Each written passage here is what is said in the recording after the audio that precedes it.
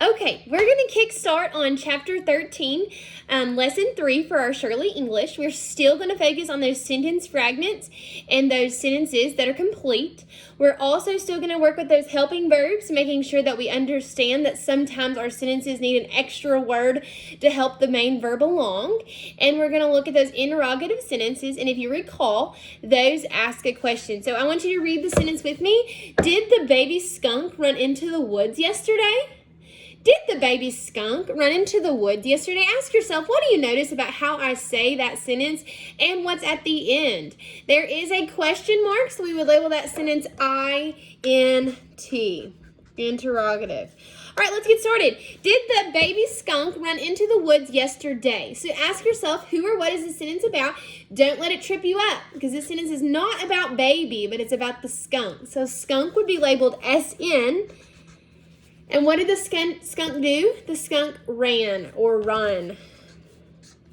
Okay, now you ask yourself, what kind of skunk? And you would say baby. So baby is going to describe the skunk. So baby would be ADJ, because it's describing the noun. Okay, did the. Well, did is helping that main verb run. Did run. So did would be helping verb. The would be A. Okay, into the woods. That is my prepositional phrase. Into would be my prepositions, would be labeled P. Into what? The woods. So woods would be OP and the would be A. And then yesterday is going to describe when the skunk ran. So that would be ADV. I would draw one line for my subject, two lines for my predicate. And I would write SNVP1. That is a completed sentence. Okay, let's do the next one. Tiny stars twinkle brightly in the sky at night. Sometimes our sentences can have two prepositional phrases. So that's the first thing I want to pull out. In the sky at night. So both of those are prepositional phrases. I just kind of want to get that out there, that some sentences can have two of them. So tiny stars twinkle brightly in the sky at night. So ask yourself, who or what is my sentence about? And you should have said stars. So stars would be SN. What are the stars doing? The stars are twinkling, so that would be a V. Good. Kathleen, what kind of stars? And you should have said tiny. What would the label be for tiny? Elena Wilson.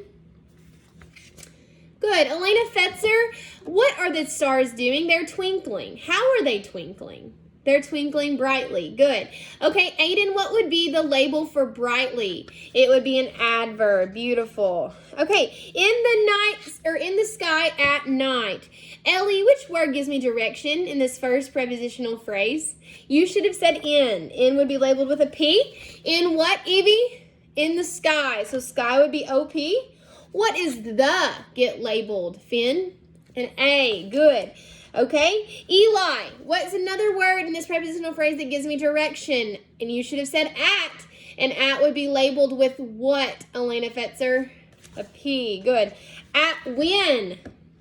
At night. So night would be labeled, let's see, Mia. Night would be labeled OP. Good. And then everybody should be saying a declarative sentence makes a statement and it ends in a period. So that sentence would be a declarative sentence.